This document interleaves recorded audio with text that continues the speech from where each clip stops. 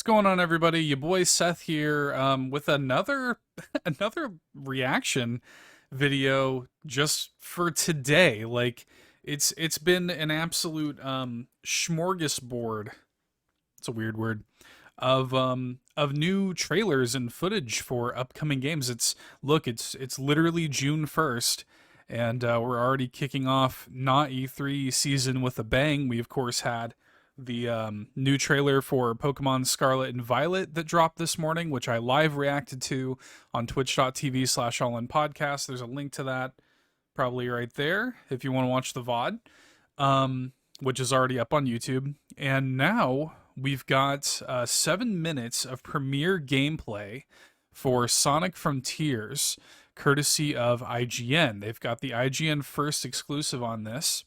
So we're going to check this out. I'm not going to ramble too much. We saw like 30 seconds of gameplay yesterday, which was cool. Like I think the game looks good. So we're going to pop over. I'm not doing this live on Twitch, so I don't have any of my fancy overlays or live chat or anything like that. This is very sort of impromptu. But we're going to pop over and see what we've got here. So just on YouTube, and yeah, let's give this thing a watch, man. I'm excited. I'm looking forward to this game. Cautiously looking forward to it. Look at me, cautiously looking forward to this game. All right.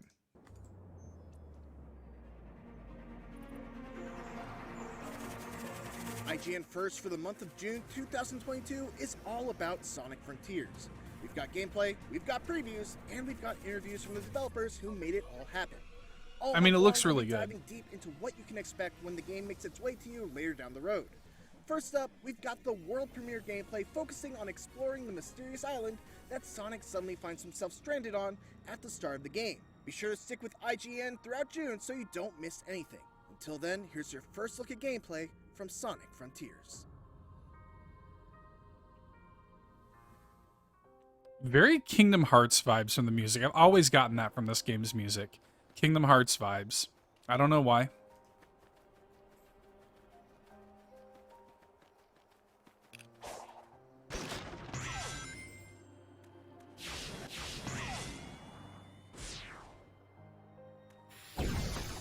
This is so bizarre, man.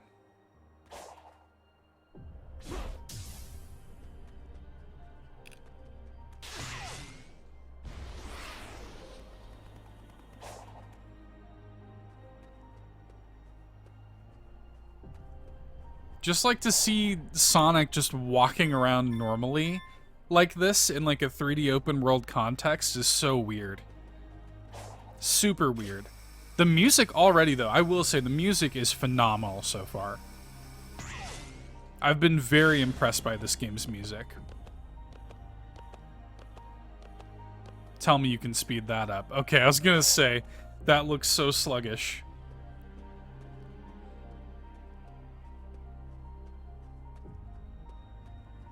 This is buck wild, man.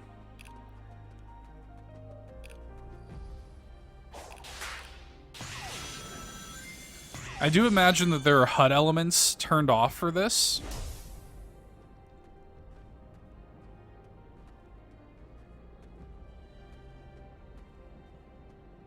It's pretty. I like this sort of like ruined world. Classic Sonic rings, of course. Some rail grinding. A lot of poppin', but this game is still in development, of course. This isn't, you know, final footage.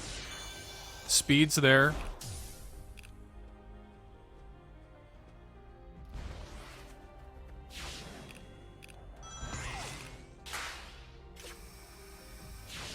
The world looks big, too. I'll say that.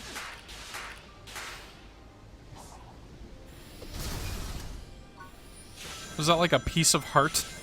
Is that what that was?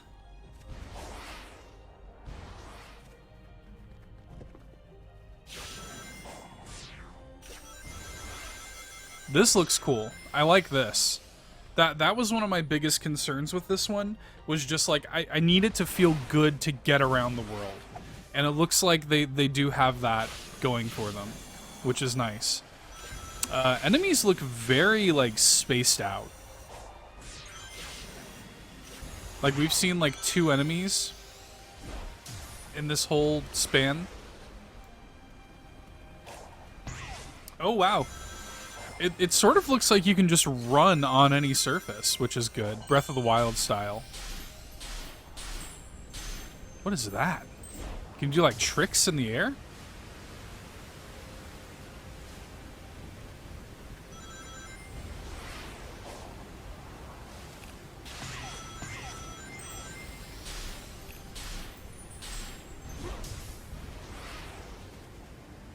I am so curious to see how this game looks and runs on Switch. So curious. Also, I want to know if Big the Cat is in.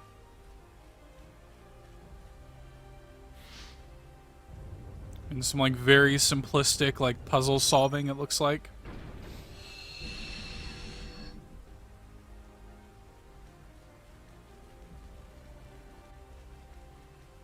The music really is great. Like, the music alone is going to be worth playing this game for. Like, it's really good.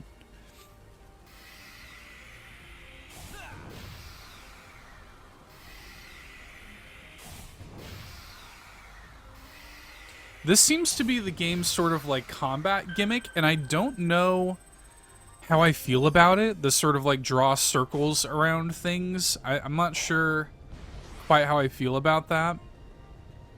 As long as it feels good, I guess it's like fine, but this right here though, this looks good to me. I like that sort of dive that you can do right into the run.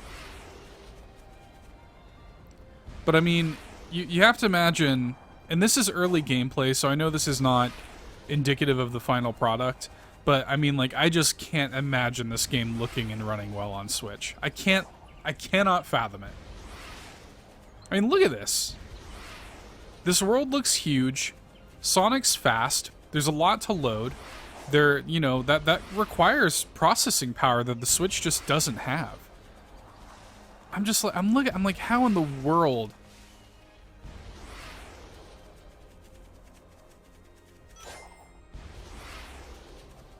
I'm just gonna be so curious to see that. Big concern of mine so far, though, the world does look like this almost just looks like it's an open world, like, series of cordoned off events and like micro puzzles.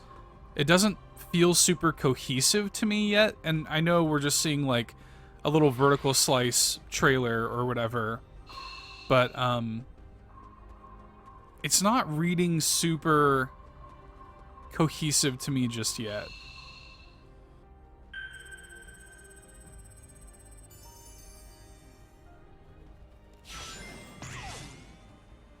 And I mean, obviously there's going to be like a story to it to like push it along or whatever, but little animals.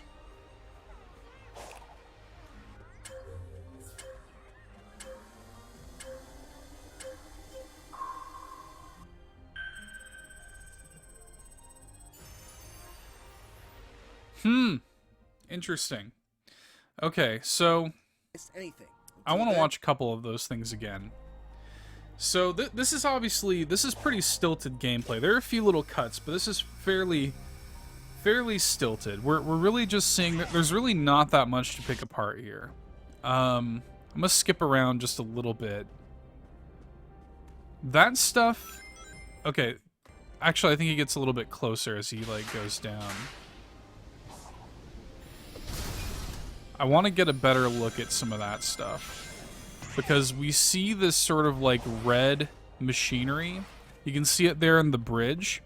Kind of giving me like, this game's actually kind of giving me Death Stranding vibes weirdly, but like you see how you got the red bridge, you got that red sort of wheel enemy there.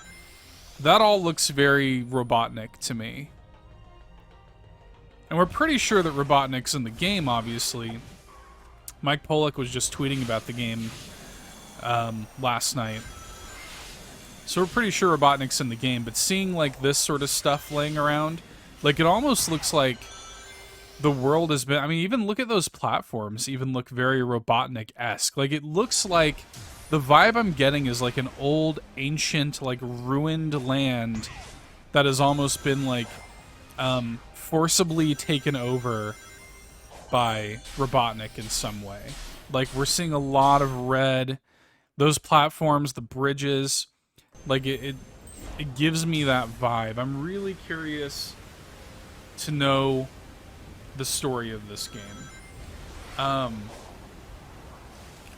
And maybe there's some like Sonic lore nerds that can let me know in the comments what they're thinking in terms of this game's story. Here's what we know for sure. The movement looks fun. See, this puzzle solving stuff isn't really doing it for me. This seems a little basic. It seems like it's just cordoning off areas of the world. You can see in the corner there, let me actually back up a second. In the corner there, top right, we see another one of these sort of collectible, like, heart pieces or whatever the heck they're going to be. But, I mean, what we can see for sure, the music is fantastic. Even already, the music's great. The game's pretty. I think the game looks pretty good. Even though this is, again, early, we're seeing, like, a lot of texture pop in and stuff like this, but that's okay. There's plenty of time to polish that up. We still don't have a release date for the game, which I imagine we'll get at some point this month, if it is still coming this year. Which is, another thing that I thought was weird, was they used the term later down the road. That Sonic suddenly finds himself stranded on at the start of the game. Be sure to stick with IGN throughout June so you don't miss anything. Until then, here's your first look at gameplay from Sonic Frontiers. And you said it somewhere in the beginning here, later down the IGN road. First for the month of June 2022 is all about Sonic Frontiers. We've got gameplay, we've got previews, and we've got interviews from the developers who made it all happen. All month long, we'll be diving deep into what you can expect when the game makes its way to you later down the road. The later down the road terminology is weird. The game has not been officially delayed or anything like that at this point, but why wouldn't they just say later this year in the copy? You know what I mean? That's weird to me. Maybe I'm thinking too much into that, but that's weird to me. Not that this doesn't look like it's far along or anything. It does. But that was just odd. That was something I noticed for sure. Yeah, I think the game looks good visually. The movement looks like a lot of fun. The music is fantastic. I'm a little bit worried about sort of the disparity of like what's actually going on, the things there actually is to do in the world. And I'm gonna be curious to know about the story. But gameplay wise, as long as this all feels good, it looks good. It looks good to me. And again, I really want to see the Switch version. That is going to be so key to me. Maybe whenever Nintendo does their Direct or something, maybe we get a trailer there showing off the Switch version. That is what I really want to see. I am so curious to see this game running on Switch. Because I look at this, there's that shot, where's that shot later where he's like running through the forest and yeah, this right here. I'm like, dude, I cannot imagine this running well on Switch. This right here. This has got to be like 2 frames per second on Switch. I love the Nintendo Switch. You'll be hard-pressed to find somebody that loves it more than me. Don't get me wrong. We do a Nintendo podcast every week. We love the Switch. But, like, I just don't see how it could competently run this. But who knows? I mean, there have been some miracle Switch ports in the past, certainly. But, I don't know, man. We'll see. We will see. We don't need to watch too much more. I think we get the gist of it. Guys, thanks for checking this out. Let me know in the comments below what you think of Sonic Frontiers, if you're looking forward to it, what you think of this gameplay. And I would love to hear from any Sonic lore nerds that think they could kind of parse together what's happening with the story. But until next time, guys, we will see you later. Bye.